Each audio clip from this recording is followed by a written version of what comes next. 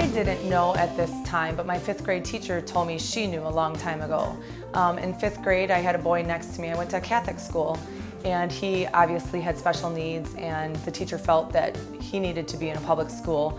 And I would raise my hand and say, "Can I please help him get organized?" And she said, "After you finish your work." And so I'd rush to do my own work, and then I would go help Philip.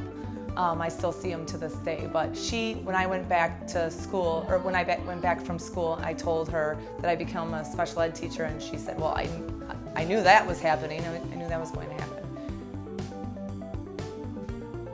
There were many experiences like that throughout my years that I didn't realize until later that it all came to be.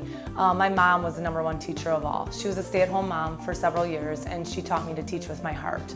So when I saw someone in need that I maybe had better skills than them, I was taught to help them in any way they could. I also have a cousin who had a slight learning disability, and when I was younger I would always play school with him, and I would be in the basement with a stool and my chalkboard and teaching my cousin Andy how to learn and how to do math and everything like that. Also, when I went to high school at Case High School, I had Wayne Baisley as a teacher, and I was a TA in there. And he let me help with his classroom as much as I could. And when I started at Horlick, I ended up teaching with Wayne Baisley. My day starts at 7 like everyone else, but my day is filled throughout the day with fires to put out. I have a lot of students with seizure disorder, so I may be eating lunch and they call me and say, "Mrs. Eichner, your student's having a seizure." Out goes the lunch. I run down to the cafeteria, help with that. I also do after-school programming with a student with Down syndrome, one of my former students. So once a week I'll take her on outings. We'll go to stores and practice how to use money skills, take her to lunch, get her nails done, things like that. On weekends I've taken students to my own children's games. My job really is never done, but they teach me. That's what I was going to get to next. They teach me more than I teach them. They teach me about what it is to live one moment at a time and truly enjoy every part of life. Rarely do they get angry about little things or have drama and he said, she said. These kids really love life and know how to live. So they teach my husband and I how to embrace life and take one day at a time. I would say every day.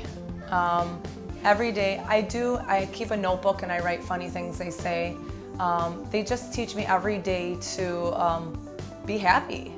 It's all about happiness and be funny. I mean, they don't even know they're being funny, but the things they say are so cute and funny that every day they change me a little bit more. And to remain patient, because there are times where it can be frustrating. They just learned something yesterday and then today they don't get it.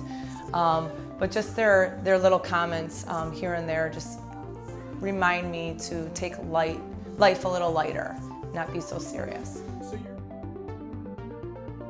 People say you must have patience of a saint. I don't. I mean, I don't have patience if my own children are leaving their socks somewhere, but I think it comes from my faith in my mom again and God, that I know that they can't help it, so I become more patient with them when they can't help it.